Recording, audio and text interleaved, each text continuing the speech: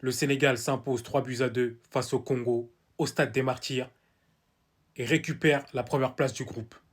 Ils font un pas vers la Coupe du Monde, et ça, c'était la mission de cette trêve internationale, faire un 2 sur 2, 6 points, victoire face au Soudan, victoire face à la RDC, c'est coché les gars, on y va. Après une trentaine de minutes de jeu, malgré notre domination nette dans le jeu, le Congo mène 2 buts à 0. Et là, je me dis, c'est mort, les gars. Je me dis, c'est mort. Mais lorsque Pape Gueye surgit et suit l'action de Iliman Ndiaye qui trouve le poteau après une superbe action individuelle, Pape Gueye pousse la balle au fond, ça fait 2 buts à 1. On voit que ça commence à s'inverser. Voilà. Psychologiquement, on voit que, et même au niveau du jeu, on voit que le Sénégal reprend le dessus face à son adversaire et qui rentre dans leur tête. C'est la mi-temps. Ils rentrent au vestiaire, ils reviennent. But de Nicolas Jackson à la 53e minute de jeu. Suite à une superbe passe décisive, encore une fois, de Kalidou Koulibaly, qui récidive après le Soudan. 2 passes décisives pour lui en 2 matchs. Ensuite, les Sénégalais géraient le match. Voilà, pour moi, je ne voyais pas comment est-ce qu'ils pouvaient faire parce qu'on n'avait pas l'impression qu'ils avaient envie d'aller chercher la victoire. On les voyait plus en train de gérer, ils étaient plus dans la gestion, etc.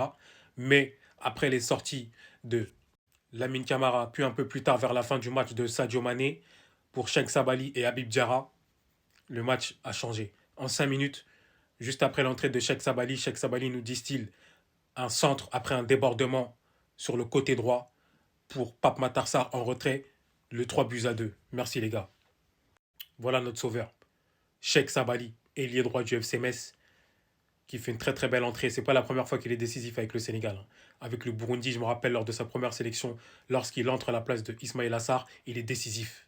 Il est décisif le jeune homme. Il est décisif le petit. Il est très très très bon le petit dans son côté, dans son couloir droit. Et je pense que si Papcho sort Sadio Mané avant, parce que je suis désolé, mais Sadio Mané dans ce match-là, il était un peu perdu. Si Sabali rentre bien avant dans ce match-là, on ne parle plus. On n'en parle plus.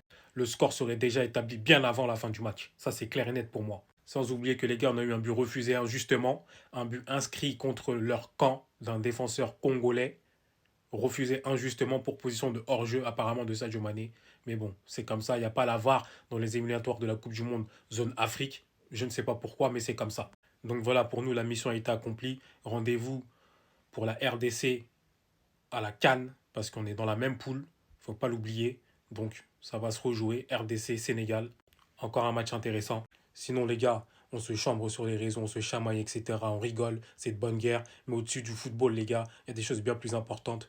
Là-bas, c'est la guerre, là-bas, au Congo, les gars. C'est la guerre. Des millions de morts. Des millions de morts depuis des années, la guerre fait rage. Donc, grosse force au peuple congolais, beaucoup de courage. On est ensemble.